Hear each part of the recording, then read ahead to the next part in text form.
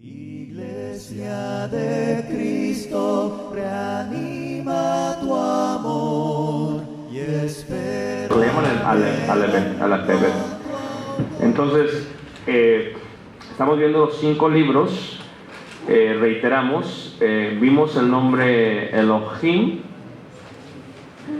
el cual se menciona 2570 veces. Vimos el nombre Jehová, el cual se menciona 6823 veces. Y bueno, también vimos el nombre Yadonai o Adonai, que reiteramos es Jehová, pero Adonai se le añaden, reiteramos lo que serían las vocales, ¿no? Que son las masoretas, hebreo antiguo, Nikuts, hebreo moderno, ¿okay? Y son esas tres, ¿okay? Una es la A corta y otra es la O y otra es la A larga, ¿okay? Entonces, de esta manera, en forma latinizado, sería Jehová, Jehová. Y las primeras 2 letras, por ejemplo, cuando tú viajas a Israel, venden pendientes o medallitas y tienen la letra de la Yod y la letra de la Hei. Nada más venden esto así solito. Eso es el nombre de Dios. Y claro, cuando ves el nombre de Dios en Yehoshua, en Yeshua, lo estás viendo aquí también. Jehová, Yahvé, Joshua, o sea, Yeshua. ¿Qué significa? Como podemos ver en Mateo, en el capítulo 1, en el versículo 21, y darás a luz un hijo y llamará su nombre Jesús, porque él salvará a su pueblo de sus pecados. Ahí está, él salvará. Él, Dios, salvará Joshua. Porque cuando tú ves el nombre de Dios, ¿verdad? Empieza con el nombre es Elohim, Elohim, que luego se translitera como él en la Biblia, Elohim. Muy bien, entonces estamos viendo esta parte de lo que es el libro de Génesis. No solamente se ve, también vimos brevemente que cuando hablamos de Cristo, déjenlo pongo aquí otra vez para que se quede bien. Cuando hablamos de Cristo, cuando decimos nosotros entonces, Cristo es ungido, Jesús es Dios, salvará o el Salvador. ¿Okay? Entonces, este Cristo es Jesús, este Jesús es Dios. Cada que vemos el nombre de Dios, estamos viendo a Jesús. Pero correctamente decimos, estamos viendo mejor a Dios, porque Jesús, el nombre Jesús, correctamente, bíblicamente hablando, es Jesús es Dios hecho carne. Entonces, por ejemplo, si tú ves en la primera carta de Timoteo, en el capítulo 3, en el verso 16, dice: e indiscutiblemente grande es el misterio de la piedad. Dios fue manifestado en carne. Entonces, cuando ese Dios, ese Elohim, se manifiesta en carne, eso ya se le llama Jesús. Por eso, reitero, nosotros decimos los nombres así a la ligera, pero hay que tener cuidado, ¿ok? Si yo digo Elohim, digo Dios, plural, unicidad. Si yo digo Yahvé, digo yo soy. Si yo digo Jehová, digo Adonai, con las 3 letras que se le añaden. Si yo digo Cristo, digo ungido. Si yo digo Jesús, digo Dios salvará, el Salvador, pero Jesús es realmente Dios hecho carne. Entonces, cada que yo menciono los nombres, tengo que saber la diferencia. Tengo que decir, ok, Dios, Jesús, el Cristo. Y el tema es, el Cristo era el Pentateuco. Ya vemos lo que es el nombre Pentateuco, ya hablamos de eso también. De estas palabras, que son 5 cajas, reiteramos, son 5 cajas, y estas 5 cajas es donde se coloca, ¿qué? Los primeros 5 libros de la Biblia. Muy bien, aquí está, Pentateuco, Penta, 5, Teucos, caja. ¿Ok? No son 5 libros, son 5 cajas. Por eso la Torah es correcto, porque es la ley. Ahora, si vemos a Dios, cuando yo digo Cristo, Dios, o sea, Cristo el ungido, en el Antiguo Testamento o en la Torah o en el Pentateuco, lo podemos ver, y ya lo vimos antes de la creación, en la creación, y lo puedes ver en Génesis 1, Génesis 2, aún Génesis 3, ¿ok?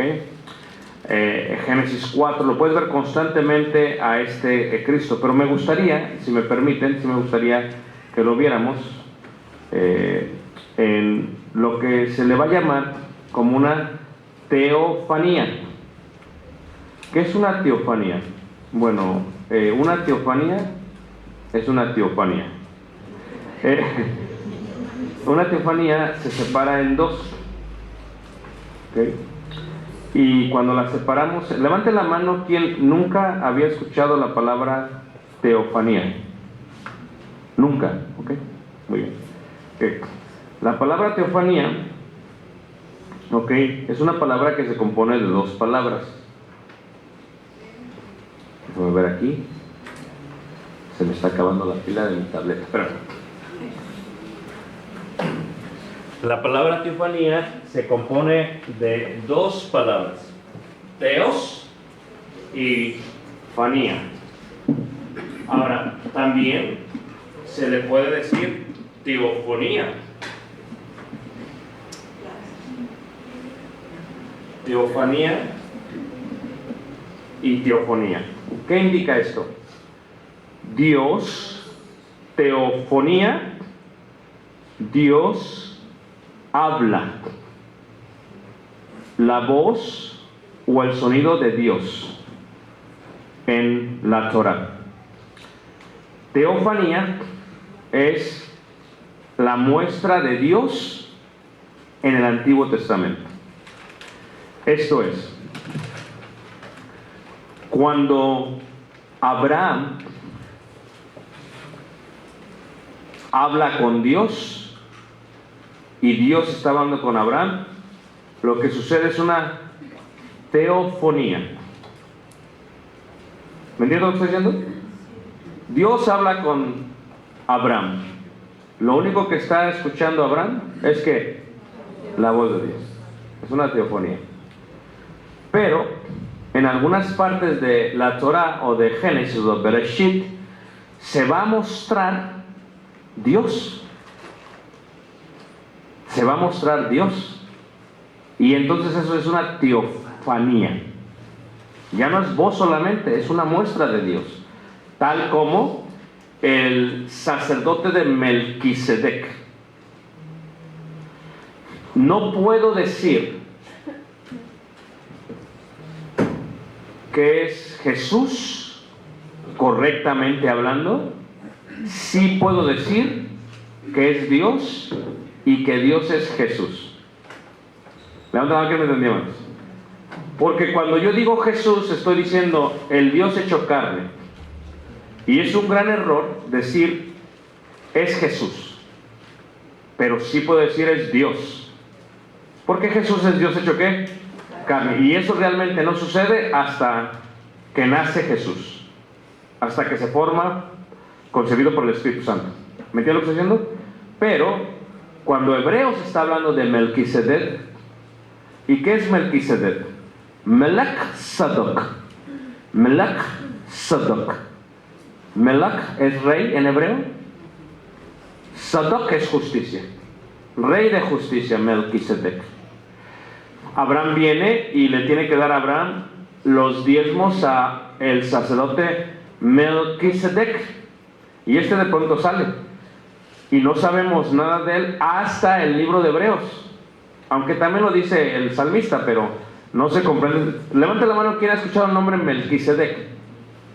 ¿Quién no lo ha escuchado? Ok. ¿Tú estás dormido? Hebreos capítulo 7. Versículo 1. Entonces, teofonía es cuando Dios habla. ¿Con quién? Cuando Dios habla con Abraham, cuando Dios habla con Enoch, cuando Dios habla con Noé. Es la voz. Ellos no están viendo nada. ¿Están escuchando qué? La teofonía. Pero cuando se presenta es una teofanía. Esto es distinto. En Hebreos 7, versículo 1 dice: porque este Melquisedec, rey de Salem, sacerdote del Dios Altísimo, que salió a recibir a Abraham, que volvía de la derrota de los reyes, y le bendijo, a quien asimismo dio a Abraham los diezmos de todo, cuyo nombre significa primeramente rey de justicia y también rey de Salem, esto es rey de paz, porque Melquisedec es rey de justicia.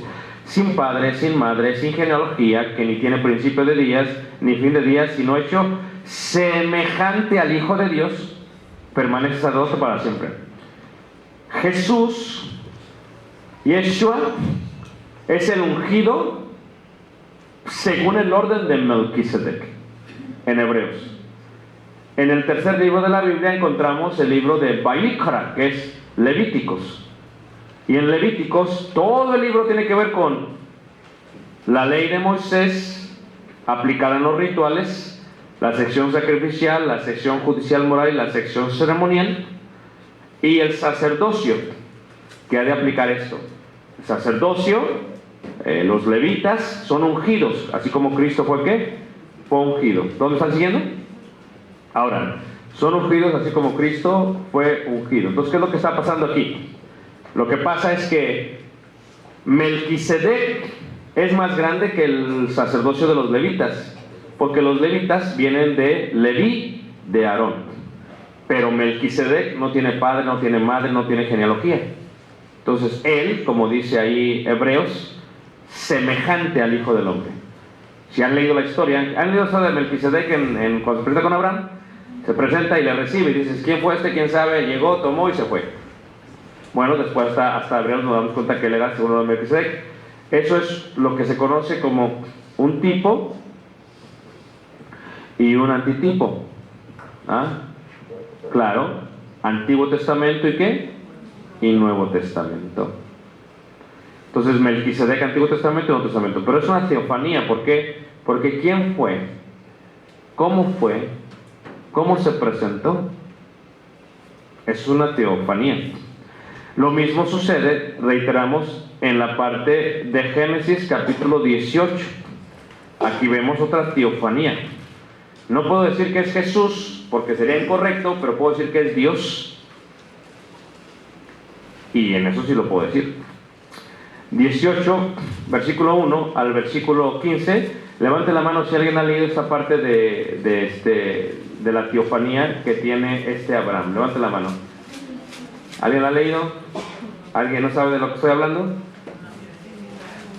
¿No? Ok. Entonces, en Génesis 18 te puedes dar cuenta de todo esto, y lo que estás viendo aquí realmente es una teofanía. Porque ¿qué es lo que pasa? Dice, después le apareció Jehová. Génesis 18:1. Le apareció. Eso es una teofanía. ¿Cómo le apareció? ¿Quién es Jehová? A ver, mi primera clase. Yo soy. ¿Y Jehová es igual a quién? Porque Jehová es el nombre de quién? Dios. ¿Dios es quién? Elohim. ¿Dónde estás siguiendo? Ahora se le apareció. ¿Cómo se le apareció? Se le apareció Jehová en el encinar de Mamre. De Mamre. Estando él sentado a la puerta de su tienda en el calor del día, y alzó sus ojos y miró. ¿Y qué fue lo que vio? Y he aquí, ¿qué? Eso es una teofanía. Porque ¿quién se le apareció? Jehová. ¿Y qué fue lo que vio? 3 varones. Nada más que usted siguiendo. Entonces no solo se refiere a voz. ¿Ah? O sea, también puede ser así como bueno, cuando había profetas que dormían y oían. No, vean. Teofonía, escuchar la voz de quién? De Dios. Teofanía, ver a Dios a través de una aparición. Solo en esos dos. No. En el caso de Melquisedec, Pues fue presencial. no puedo decir que es Jesús, porque Jesús es Dios en carne. Entonces, ¿está siguiendo? Y él fue hasta ¿qué? Hasta que vino a nacer. ¿Dónde está siguiendo ese concepto? Pero sí, apropiadamente, puedo decir que fue Dios y que fue un tipo de quien sería después ¿quién? Jesús, según el orden de ¿quién? De Melquisedec. Sí. ¿Podría ser considerada visión, hermano, la teofanía? Diferente. Porque visión es diferente a la revelación y es diferente a la teofanía. Esto ya no es clase de exégesis ni hermenéutica. Si fuera esa clase, me meto a eso, pero estamos viendo Cristo en el Pentateuco. Estos serán otro año si quieren, ¿ok? Pero estamos viendo, son casos diferentes. Porque tenemos que entender esto, que, por ejemplo, visión, lo voy a explicar solo porque me preguntas, ¿ok? No necesariamente tiene que ver con Dios. Puede ser con Moisés, Elías. La teofanía es Dios. ¿Sí me entendieron? Vale. Entonces, dice aquí, ¿cómo se les presenta? Ve 3 varones que estaban juntos a él, y cuando los vio salió corriendo a la puerta de su tienda a recibirlos y se postró en tierra y dijo, Adonai. ¿Qué dijo? Señor, porque Adonai se traduce como Señor. ¿Y quién es? A ver, ¿se le debe de hincar a un ser humano? No. ¿Te acuerdas cuando viene el apóstol Juan y se le hinca y dicen al arcángel y al ángel? Dice, no, somos lo mismo. Párate. ¿Te acuerdas ustedes del Apocalipsis? Pero ¿se le debe de hincar a Dios? Esto es una teofanía. ¿Y cuántos son? La deidad. Camotes. La deidad, ¿ok? Me acuerdo de México, ¿ok? Entonces, ¿qué es lo que pasa? Eso es una teofanía. Y lo que estás viendo aquí es que comen. ¿Con quién comen? Con Abraham. ¿Y qué les prepara? Dice ahí en el versículo 6, entonces Abraham fue deprisa a la tienda a Sara y le dijo, toma pronto 3 medidas de flor de harina y amasa y haz panes cocidos debajo del rescoldo. Ahora, ve, es interesante, ¿ok? Tú te pierdes aquí. Yo te lo explico. Para empezar, 3 medidas de flor de harina es un banquete total. Es como si yo dijera, traigan unos 100 kilos de tortillas. 100 kilos, ¿para qué quieres? Somos tan poquitos. Eso es lo que está pidiendo. Y cuando se explica la parábola de la levadura escondida en la masa, Jesús, es el mismo contexto del que está hablando aquí. Pero eso tengo mucho que decir, poco tiempo de explicar. Entonces, ¿qué estoy diciendo con esto? Este es un festín, porque quienes están son 3 hombres normales.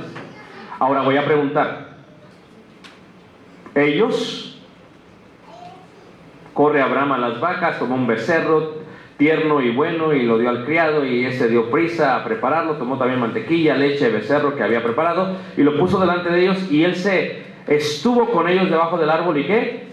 Y comieron. No hay nada imposible para Dios. ¿Están de acuerdo? No hay nada imposible para Dios. O esto es una teofanía, ¿ok? Porque se les apareció. Y si Dios se les apareció, ¿quién estaba realmente ahí, hermanos? El Cristo. ¿Todos me están siguiendo? El Dios, ¿ok? Ahora, otra cosa que debemos de entender totalmente es el aspecto de Hebreos capítulo 1. En Hebreos capítulo 1, una cosa que vemos también es el contexto de los ángeles y Jesús. Porque, ve tú, Hebreos 1, versículo 3. Él, cual siendo el resplandor de su gloria. Gloria en griego es doxa. Por eso la doxología, ¿verdad? La doxología, ve qué interesante, ¿verdad? Empieza la doxología.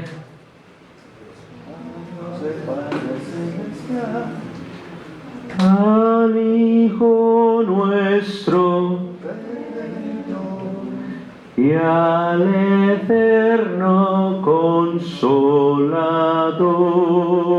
Doxología, porque el brillo, doxo, viene de Dios. Esta luz es una luz. La luz de la Biblia o la luz de Dios es otra luz.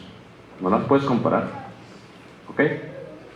Pero esta luz nos ayuda a asimilar aquella luz. Entonces, yo soy la luz del mundo, dijo Jesús. Y el mundo estaba en tinieblas. Y dijo Dios, ¿sea qué? La luz. Pero esa luz es para que miren como esta. No es la luz que ya existía antes de. Y entonces aquí dice, el cual siendo el resplandor de su gloria, claro, Jesús, y la imagen misma de su sustancia, claro, y que sustenta todas las cosas con la palabra de su ¿qué? Poder, habiendo efectuado la purificación de nuestros pecados por medio del mismo, se sentó a la diestra de la majestad de las alturas, en las alturas, perdón, hecho tanto superior que a los ángeles. Dios creó todo, lo invisible y lo que visible, y hablamos de esto. Y en lo invisible se encuentran tronos, potestades, huestes, incluyendo todos los ángeles. Él creó los ángeles. Dios creó los ángeles. Y Él es la imagen del Dios invisible. Por eso, no es raro que cuando el ángel pecaba y caía el ángel y se transforma en un demonio, en el griego demonio, que significa contrarios, adversarios, cuando caen los ángeles caídos y están en la tierra, y los ángeles empiezan, y viene Jesús y lo ven, ¿y qué dicen? ¿Qué tienes con nosotros, Hijo del Altísimo? ¿Cómo lo reconocen? Porque en el mundo espiritual, ¿saben quién es? Y le tienen mucho temor. Porque los demonios creen ¿qué? ¿Qué traes con nosotros? ¿Qué pasa? Pero Jesús, cuando se hace carne, no deja su deidad, pero se sujeta a una humanidad. Y por lo tanto, se hace un poco menor que los ángeles, en el aspecto de fuerza y de poder. No que no la tuviera, la tiene más que ellos, pero en el cuerpo humano es otra cosa. Y aquí dijo, hecho tanto superior a los ángeles, quien ese Jesús hecho carne, cuando le dio más excelente nombre que ellos. Cuando tú ves a los ángeles en toda la Torah, la palabra ángel viene del hebreo mensajero de Dios.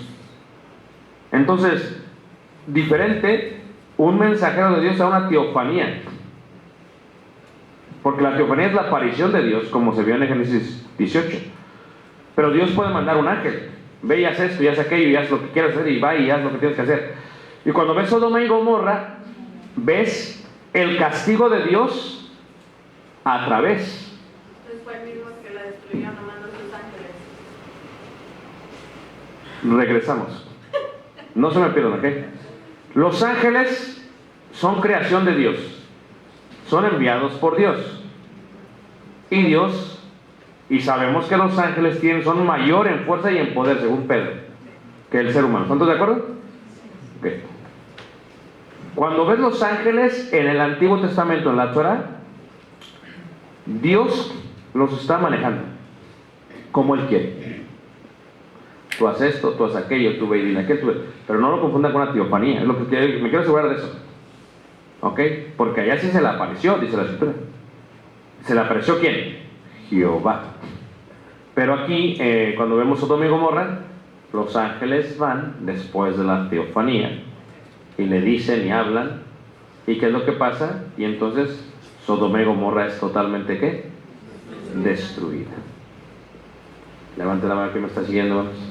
Entonces estamos viendo aún ahí a el Cristo, en este caso a Dios, en todo y cada uno ¿qué? Y cada uno de ellos. Luego viene una parte muy interesante, ¿ok? No voy a hablar mucho de esto porque no me van a entender bien, pero viene la parte de la pelea entre Dios y ¿quién? Y Jacob. Y es lo único que voy a decir, ¿ok? Entonces, estamos ahí en Génesis, estamos viendo a Cristo en el Pentateuco. Levanta la mano, ¿quién me está siguiendo?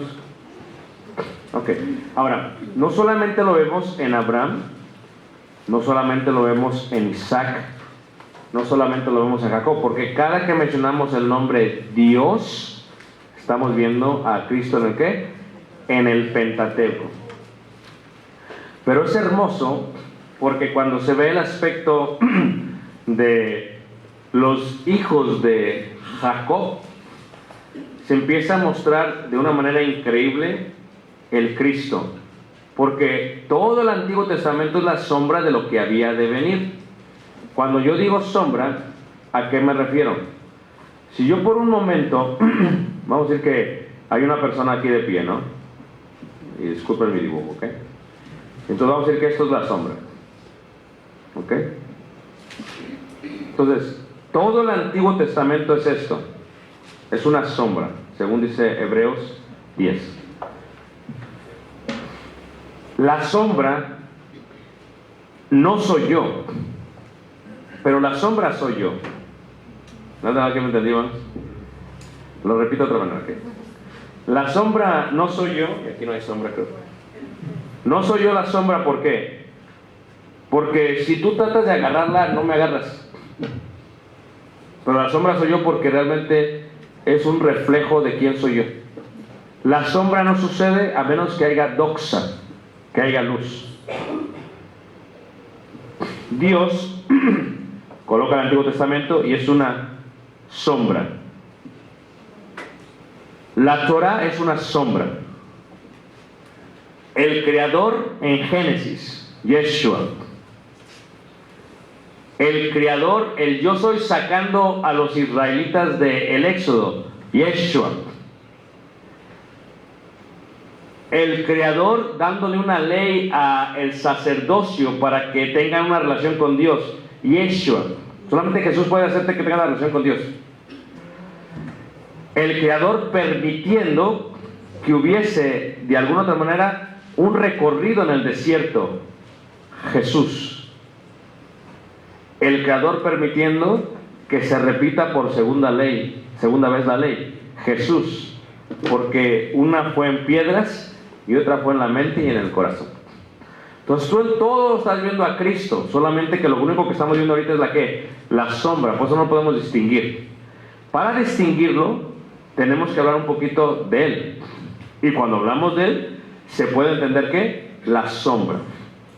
Hay varios términos que se pueden utilizar para eso, términos tales como el tipo y el antitipo.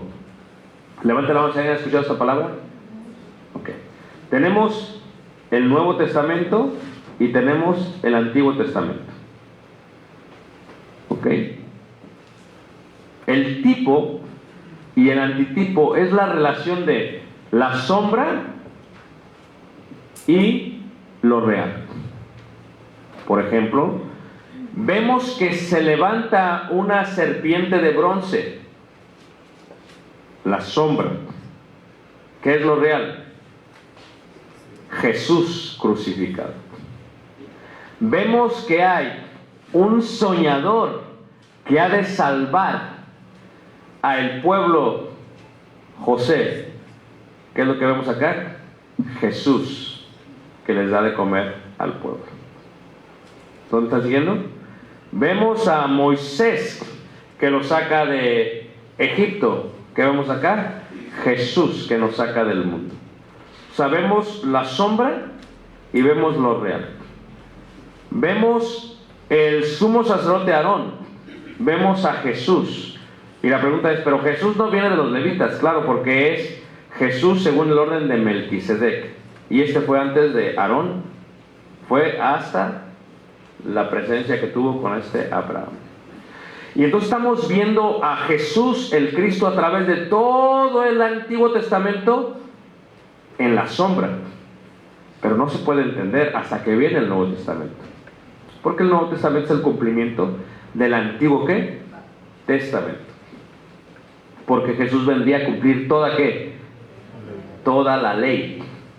Entonces, lo que tú ves en Génesis, tú lo ves, por ejemplo, en Abraham, tiene 2 hijos, Ishmael y luego Isaac.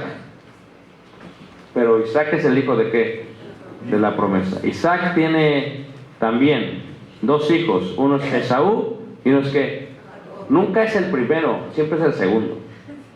¿Ah? Y luego ves tú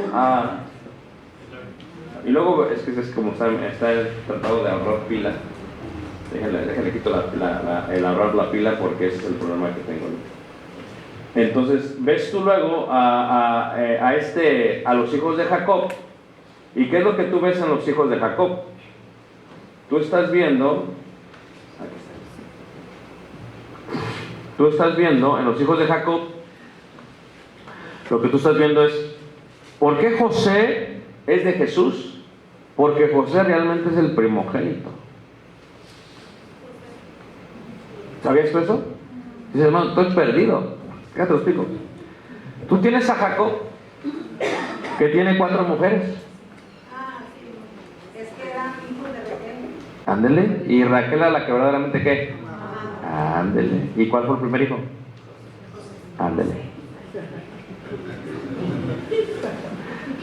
Tú tienes a Moisés que sube al monte Sinaí y baja con las primeras tablas y ve a todos los pecadores idolatrando al becerro de Dios, al dios Apis. ¿Y qué hace? Las rompe. Nunca son las primeras, siempre son ¿qué? Siempre es así. Siempre es así. Por lo tanto, tenía que haber un Nuevo Testamento y tenía que haber un Dios que es el mismo Dios, solamente que se presentara a ellos en carne. El primer Adán no es sino el Adán postrero, porque el primer Adán habla de lo terrenal, que es la sombra, y el segundo de la eternidad, del mundo espiritual, celestial. Y por eso se utiliza esto de esta manera. Y así lo ves a través de todo ello. Ves la pelea que hubo entre Esaú y Jacob. Y esa es la persecución que ves del pueblo israelita con Jesús. ¿Ah? Ves el sueño que tiene Jacob. ¿Y cuál es el sueño? Ve que suben y ¿qué? Y bajan. ¿En dónde? En Betel. Porque Betel, ¿qué es Betel? Betel es literalmente ¿qué? La casa de ¿quién? La casa de Dios. ¿Y qué? Y todo esto, la casa de Dios vendría a mostrarse ¿qué? En el libro de ¿qué? De Éxodo. Como el tabernáculo de ¿quién? De Dios. Pero el tabernáculo de Dios, que fue el templo de Dios, no es el primero. ¿Quiénes somos los segundos? La iglesia, el templo del Dios viviente. Entonces, todo esto que se ve es de esta manera. Tienes Génesis, Éxodo, Levíticos, Números, Deuteronomio, ¿ok? Los cuales se escriben durante esta travesía, y la ley se da en el año 1313, ¿antes de qué? De Cristo. Es muy correcto, 1313. ¿Listos? Esto ya es otra clase, que también, pero es otra cosa. ¿Listos? 1 más 3. 1 más 3. 4 más 4. 8 igual a el nuevo inicio. Porque el día domingo es el primer día de la semana, después de que pasan los primeros 7 días del Antiguo Testamento. ¿El número qué? 8. ¿Okay?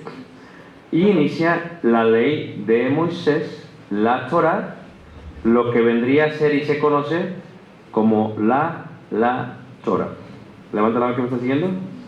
Y la misma Torah, si la viéramos de una manera mucho más amplia, diríamos que la Torah tiene, déjame conseguir la imagen, de la misma manera los 613 ¿qué? Mandamientos. Tenemos la Torah que tiene los 613 ¿qué? Mandamientos. Son 613. ¿Listos? 6 más 1. 3, deidad. 3 más 7, gobierno o ley. ¿Cuántos mandamientos? No, 10 mandamientos. ¿Por qué? ¿Cuántos libros en la ley? Pero no es el primero, es el segundo, número de gracia. 5 más 5, 10. 5, Antiguo Testamento, sección sacrificial. 5, Nuevo Testamento en la iglesia. 10, ley perfecta. ¿Ok? Entonces lo que tú estás viendo en la ley de Moisés es a Cristo. ¿Por qué? Porque si entramos a Vaikra, vamos a ir a Levíticos, en el capítulo 1. ¿Por qué se llama Vaikra? Porque Vaikra se traduce correctamente como y él llamó, porque así inicia Levíticos. Llamó Jehová, ¿quién? A Moisés. ¿Y qué es lo que hace? Le da, y hay un seminario que están subiendo ahorita en el canal, hay 10 mandamientos. ¿Ok? 10 mandamientos. Número 2. Hay 3 secciones. 10, 3. ¿Cuántas personas en la teofanía? Y tenemos la primera, que es la sección sacrificial, que tiene 5 puntos. 5 puntos. ¿Cuáles son estos 5 puntos? Se conocen como holocausto, ofrenda, paz, sacrificio, expiación. Kaligil, Mincha, Shalem, Shabbat, Kapar. Esto es, holocausto significa todo quemado. Ofrenda indica un tributo, un presente, un don. Shalom significa paz, para estar bien con Dios, o gratitud. Shabbat significa derramar sangre. Y expiación significa cubrir, propiciar, expiar, pacificar. 5 puntos. La sección sacrificial tiene 5 puntos, y por eso la iglesia tiene 5 puntos de adoración. ¿Ok? Porque es una sombra de lo que había de qué? De venir. El ejemplo de esto es el holocausto, todo quemado. ¿Qué es lo único que se le quita al animal y no se quema? La piel. ¿Qué fue lo que hicieron con Jesús? Le quitaron sus vestidos. Entonces, ¿cómo tiene que ser este? Un macho sin defecto. O sea, para tú poderte acercar al templo, para tú poderte acercar al tabernáculo, al templo, lo primero que tienes que hacer es que tienes que ofrecer un holocausto. El holocausto te permite acercarte a Dios. Mira, lo voy a explicar de otra manera. Vamos a decir que yo pequé. Para yo acercarme al templo, tengo que primero ofrecer un holocausto. Y este es de un animal macho, sin defecto. Por eso en la iglesia, quien dirige los servicios de adoración es el varón, no la mujer. Si tú te acercabas y le ofrecías una vaca en vez del buey, morías. Es macho, sin defecto. Por eso Jesús, cuando Dios se hace carne, tiene que ser hombre. ¿Lo estás siguiendo? Y en este caso, Él es el holocausto nuestro, porque gracias a Él nos podemos acercar a ¿quién? A Dios. No solamente eso, también tenemos el segundo punto, que es la ofrenda, la cual normalmente es de flor de harina. Es una oblación. Hay oblación y hay libación. Levanta la mano, ¿quién no sabe la diferencia? Ok, lo voy a decir por el hermano. Oblación es el fruto del grano. Libación es el jugo del fruto. Dios bendijo a Israel con 7 frutos: trigo, cebada, higo, olivo, granada, dátiles. ¿Sí les di los 7? Uvas. No. Uva. ¿Dije granada? ¿Dije uvas? No, esa uvas. Es carácter. El trigo y la cebada se puede convertir en oblación. Pero la libación viene de la uva o del olivo. ¿Todos están siguiendo? Ok. Voy a romper el paradigma de todos aquí, porque ese siempre me encuentro con que alguien dice: la ofrenda, siempre que se da una oblación, un pan, todos los panes, la harina se mezcla con aceite de olivo, todos. Lo digo porque mucha gente me escucha. El aceite de olivo no es levadura. ¿Sabían ustedes eso? Todos los oblaciones, las ofrendas de pan que se dan, estaban mezcladas con aceite de oliva. Todas. ¿Por qué? Porque el aceite de olivo es la libación en la oblación y el símbolo del Espíritu Santo. ¿Sabían ustedes eso, hermanos? Levanten la mano, ¿quién no sabía eso? Todos, lo ves toda la Biblia, léelo, búscale. El aceite de olivo no es levadura. Mira, la semana pasada estuvimos en Italia, estuvimos en Florencia y fuimos a una escuela, bueno, hace 2 semanas ya, fuimos a una escuela de cocina y aprendimos a cocinar pizza, ¿ok? Y yo no sé ustedes, pero cuando alguien come pizza de la Little Caesars, se le infla el estómago, queda así como chinchita. No le echen la culpa que comieron pizza y que por eso están así, ok, no. Estoy hablando del proceso de la comida, te inflas. Y entonces Francesco, que fue nuestro maestro, nos explicaba de cómo es que la harina era pura, era polvo casi, era increíble, y cómo le echábamos aceite de olivo para comenzar, y luego se le echaba levadura, pero la levadura no es de caja como nosotros acá, todo procesado. Por eso dice Francesco, no, dice, en Estados Unidos la pizza es de cartón.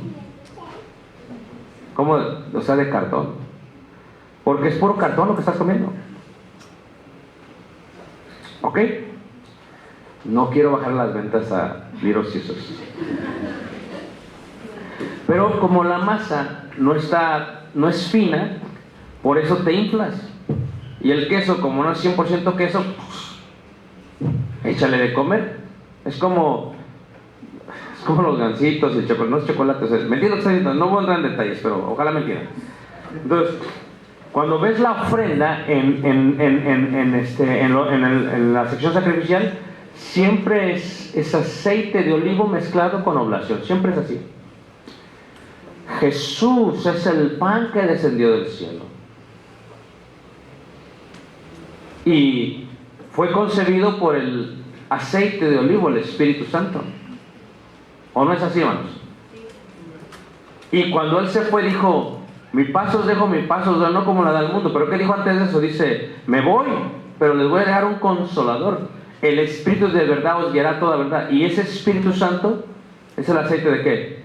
de olivo. Porque cuando hablamos de unción del Cristo, ¿con qué se ungía el sacerdocio? Con aceite de ¿qué? Olivo. Y con especias ¿qué?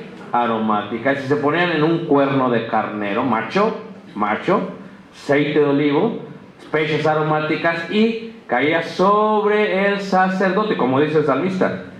Mirad cuán bueno y cuán delicioso es habitar los hermanos juntos en él. Es como el buen óleo que cae sobre la cabeza de ¿quién? De Aarón. Jesús, Aarón tiene el pectoral, las 12 tribus. Jesús es el sumo sacerdote de todos y cada uno de nosotros. Pero también es el pan de vida. ¿Cómo puede ser los dos? Todo eso es la sombra, en todo está Jesús. En cada letra de la Torah está Jesús. ¿Cómo mezclaban el pan sin levadura? ¿Cómo hacían el pan sin levadura? Ya esta es otra clase. Viene el trigo. No crean que lo hacen ahí con la licuadora. No. ¿Se acuerdan ustedes de esas mujeres que hacían salsa con molcajete? Ahora la haces en la licuadora y ¿qué haces? Y luego la echas al molcajete. ¡No! Ya, a ver, levante la mano. ¿Quién ha hecho eso, la verdad? Levante la mano. Ahí está. Se ve mal, hermana. Se ve mal. Porque la salsa molcajete se puede dar uno cuenta. Puedes ver todavía la piel y todo. Y sabe rico, ¿a poco no? Se hacía con esto, no con pie, con la mano. ¿Sobre quién se ha manifestado el brazo de Jehová? Isaías capítulo 53. El brazo de Jehová. ¿Quién fue molido? Jesús. ¿Quién es el pan que descendió del cielo? Jesús. Hay un proceso, todo lo ves en la Torah. Todo y cada uno de esos ¿qué? Lo ves en la Torah. Y luego cuando lo presentan, ¿cómo lo presentan el pan? ¿Quién presenta el pan? ¿Quién muestra el pan? El sacerdocio. ¿Quién lo mostró a Jesús? Todos los saduceos. Los sacerdotes. Este es el pecador. Sin saber que era el pan del cielo. Y cuando hablaba, no hablaba de sí. Porque cuando fue bautizado en el río Jordán, bajó el Espíritu Santo como una aceite de olivo. Y el profeta Joel habló de esto, y luego Hechos capítulo 2 lo aplica Pedro cuando habla acerca de tú y yo. Tú y yo, nosotros somos muchos, pero somos un solo ¿qué? Pan. ¿El cuerpo de quién? De Cristo. ¿Y qué tenemos aquí en todos? Tenemos la unción del Espíritu ¿qué? Santo. Por eso no me salgan con que nomás se le echa la harina agua. No has leído el Antiguo Testamento. No has visto el Antiguo Testamento. Es que el aceite trae levadura. No sé dónde lo sacaste. No sé quién te lo enseñó. Pero son procesos que tenemos en la mente y en el corazón cuando no lo has leído bien. Todos los panes tenían aceite ¿qué? Eso es una realidad. Porque el aceite de olivo es lo más puro que puede dar. No, digo una cosa más. ¿Qué se ve aún en el tabernáculo de reunión? En el tabernáculo de reunión, tal vez, y también podemos ver ¿qué? El candelabro. ¿Cuántos brazos? 7.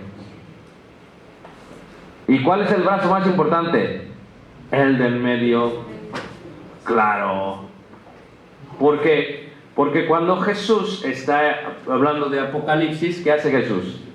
Dice el Apocalipsis que Él estaba en medio de los 7 candelabros. Porque Él es la luz de ¿qué? Del mundo.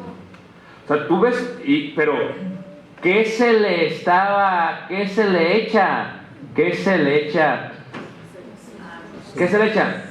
Aceite. Y hay 4 niveles de aceite. Mira, el primer nivel hay 4 tipos. Eso de extra virgen no existe, pero así le dicen. Porque tú sabes cómo se hace el aceite de olivo. Levanta la mano, ¿quién no sabe? ¿Quién sabe? Tú cocinas con manteca y con aceite vegetal, que es malísimo, ¿eh? Mira, en la mañana, mi esposa, que Dios quería esta noche, echa puro limón y aceite de oliva ya. En ayunas, trátale. Eso ya es otra cosa. El aceite de oliva se hace así: se agarran los olivos, se colocan en canastas, se colocan en la rueda de molino. ¿Y qué pasa? Se pone a la bestia, al burro o al buey, se le coloca un pedazo de madera y la piedra de molino va pisando, triturando las olivas. Y hay un orificio donde salen en una canasta el aceite, pero ese aceite lo echan en una olla gigante con agua. Y tú dices, ¿para qué? Porque el aceite y el agua nunca se qué. Entonces, ¿qué es lo que pasa? El aceite flota y se agarra ese aceite, y ese primer aceite de la primera opresión es el aceite extra virgen. Por eso, cuando tú vas a la tienda, y escuchen lo que les voy a decir, bueno, si nos es posible, porque ahora no tenemos el billete, pero si no, pues hay que comprarlo.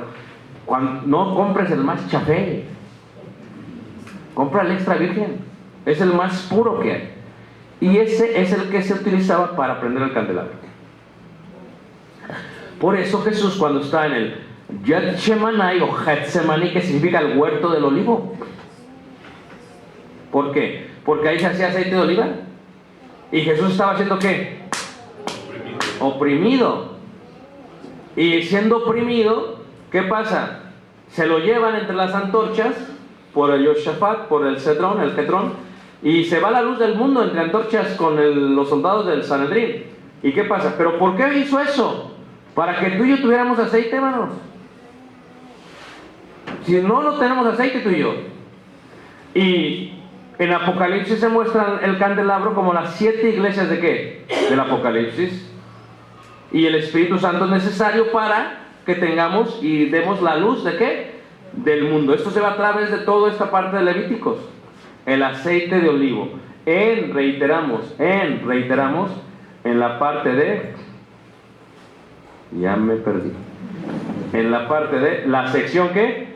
Sacrificial. O sea, tú lo estás viendo ahí totalmente. Ahí lo estás viendo. Jesús está ahí, en la ofrenda. Número 3. Está también en la paz. ¿Por qué? Porque si leemos Romanos capítulo 5, versículo 1, dice que Él es nuestra paz. O sea, realmente, como dice el dicho, ¿quieres paz? Prepárate, ¿para qué? Para la guerra. ¿Por qué tenemos paz en México? Porque pelearon por nosotros. ¿O no es cierto? Porque la paz no es gratis. Alguien murió y Jesús tuvo que morir para que tuviéramos paz. El sacrificio de paz era voluntario, era un voto, era una gratitud. ¿Cómo se hacía el sacrificio de paz? Se tomaba el animal, los sacerdotes lo agarraban, lo alzaban y lo meneaban así. Por eso el nombre Judá significa las manos, adorar a Dios con las manos levantadas. Y en el tiempo del templo, mientras los sacerdotes levantaban los sacrificios de paz, los judíos en una forma indirecta estaban fuera del atrio de los sacerdotes, afuera, y ellos levantaban las manos a la misma hora y oraban a Dios. ¿Por qué lo hacían? Porque ellos no tenían animales, pero ellos le habían dado los animales al sacerdote para que lo dieran los sacerdotes. Y Jesús, Yeshua, es de la tribu de ¿qué? De Judá. O sea que Jesús es de la tribu de Judá. Él es nuestra paz. Él se dio en gratitud por nosotros. Y cuando alguien llevaba un sacrificio de paz al templo, ¿cómo lo llevaba? Con gozo. No iba todo agüitado como cuando aquí dan el aguinaldo y vienes todo agüitado que tienes que dar conforme hayas ¿qué? Ahí viene el hermano con su dinerote. Híjole, tengo que dar. Y se siente culpable, ¿verdad? Y ve a todos, híjole. Y pues ya todos saben cuánto ganas. Pues aquí tenemos gente que gana bien.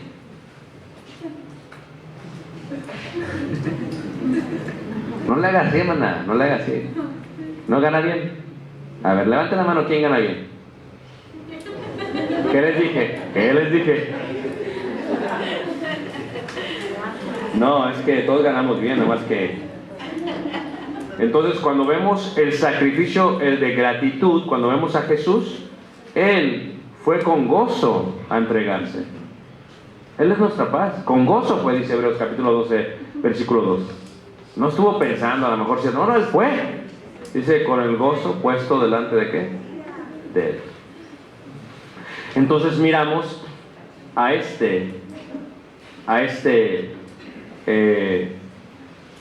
Cristo en Levíticos, en la paz. Pero lo miramos también en el sacrificio, porque sacrificio viene del vocablo corbán.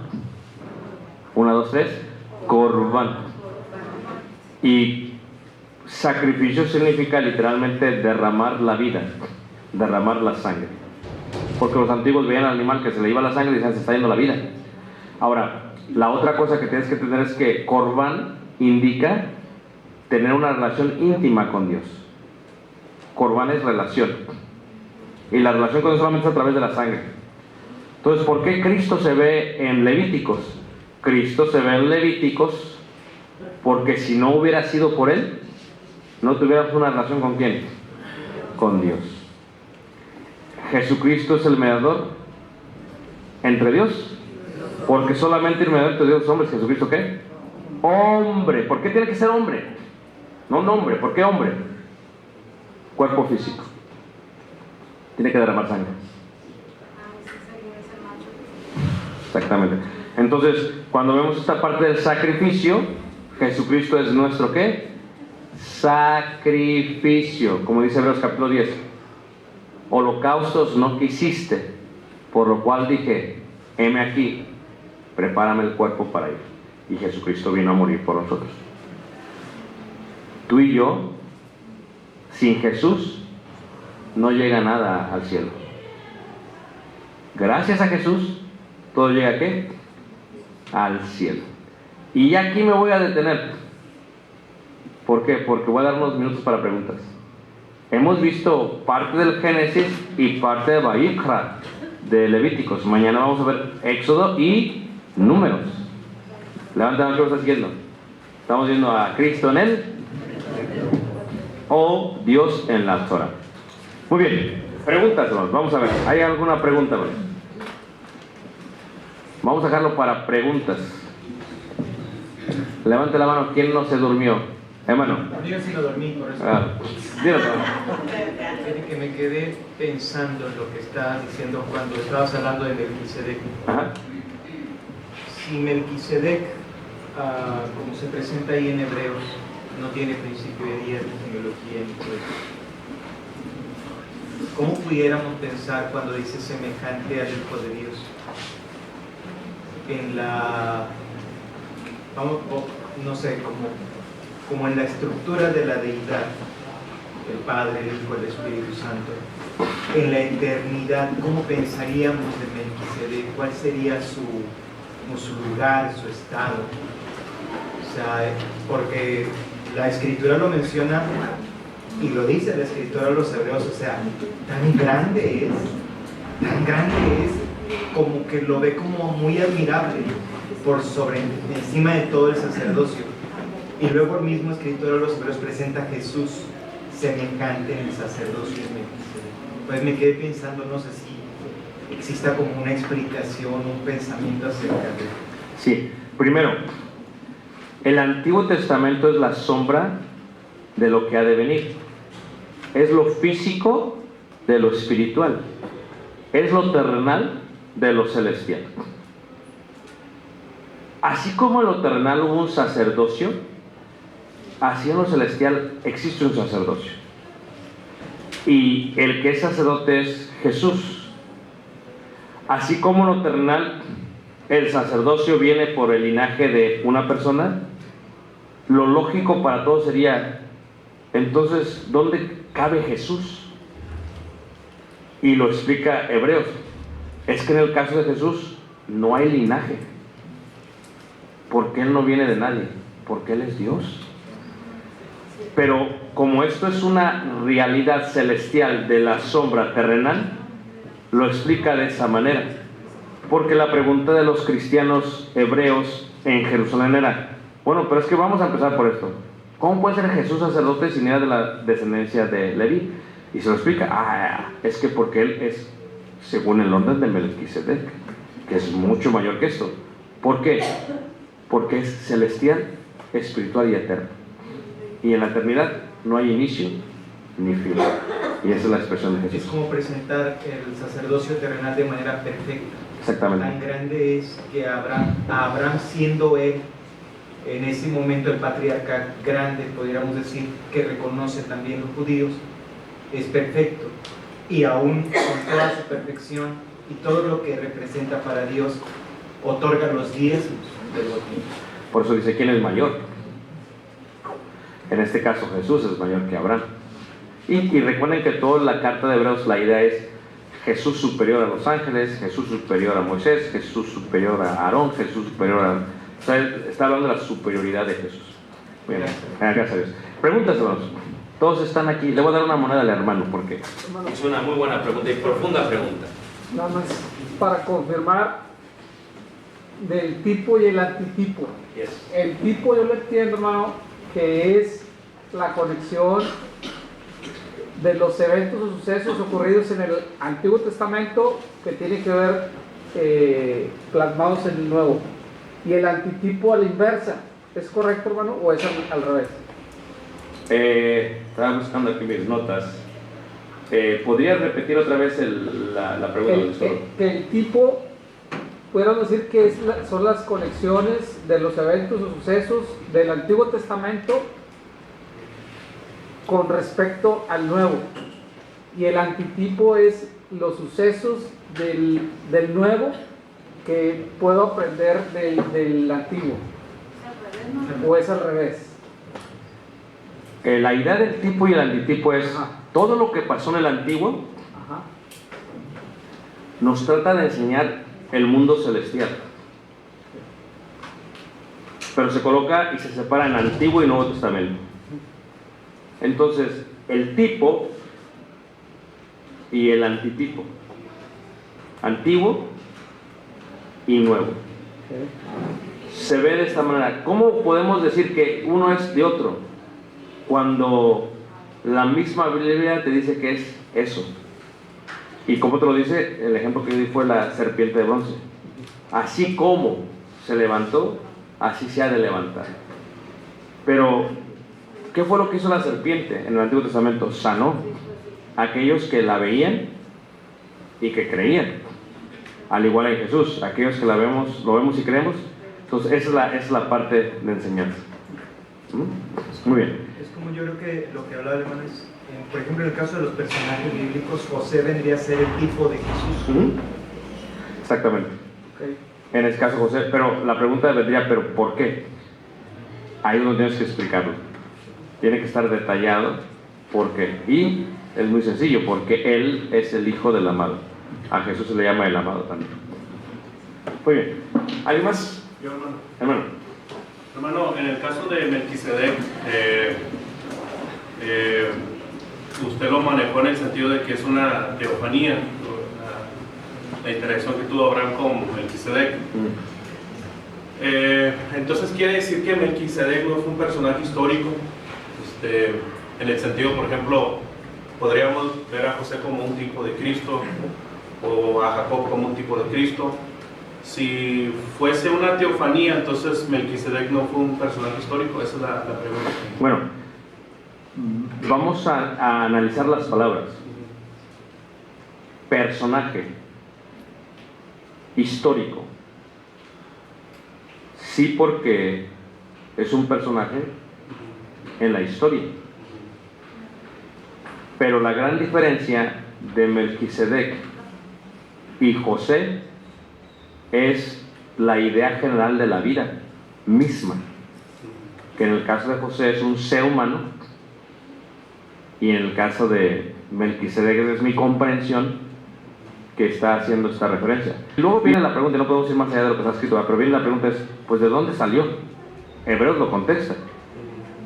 ¿Cómo? Cuando dice rey de Salem, le da un lugar. Ya existía Jerusalén en ese momento, pero históricamente hablando los templos que había ahí eran paganos.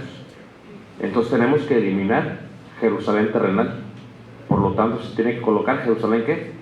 Celestial. Entonces, ¿cómo? Si viniese de allá a recoger los diezmos y luego la historia no habla más de él. ¿Por qué? Y no sabemos hasta la idea del sacerdocio según el orden, hasta el orden. Y el orden lo indica que es algo eterno. Lo comento, hermano, porque se utiliza la idea de que es una visitación preencarnada de Cristo.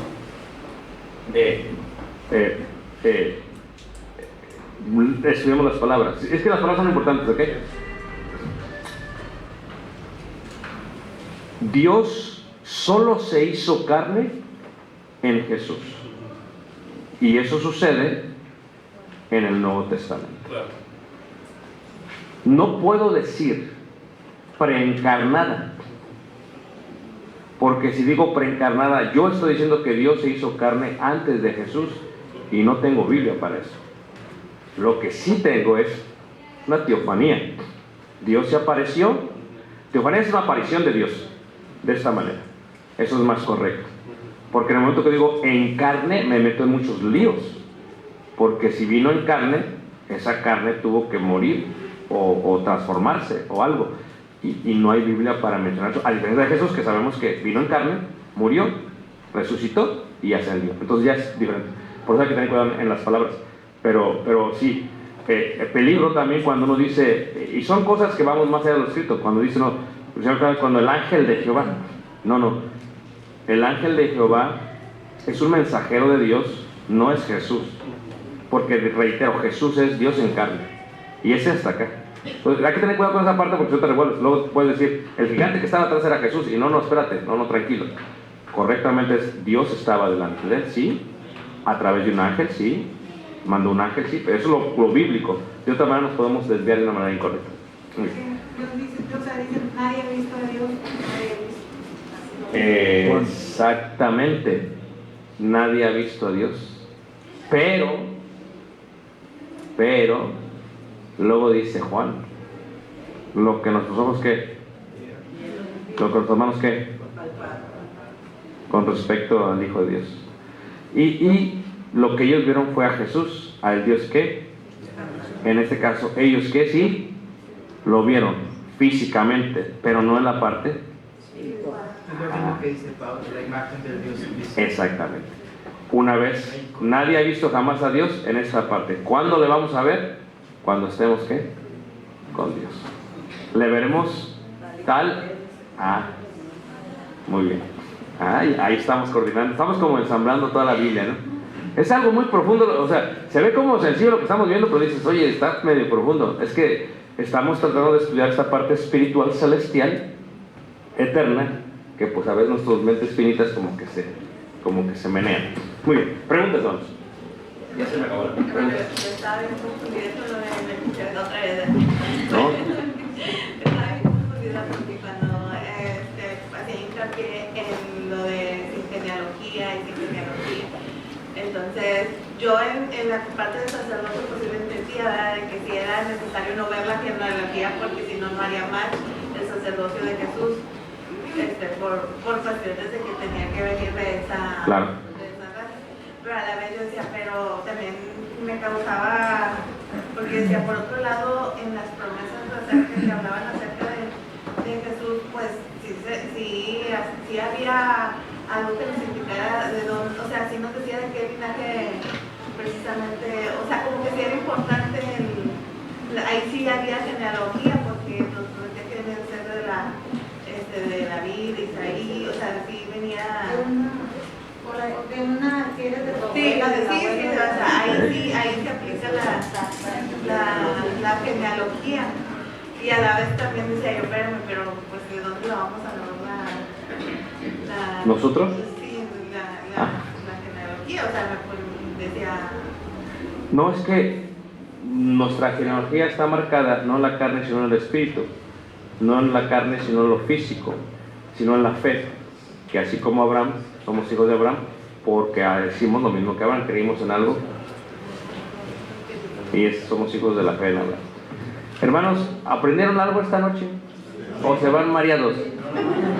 Si ustedes se van mareados, no es mi culpa, es su culpa porque no la entendieron. No, mañana vamos a continuar, si Dios nos da vida y permite. Vimos la parte del Génesis, la parte inicial de Levíticos.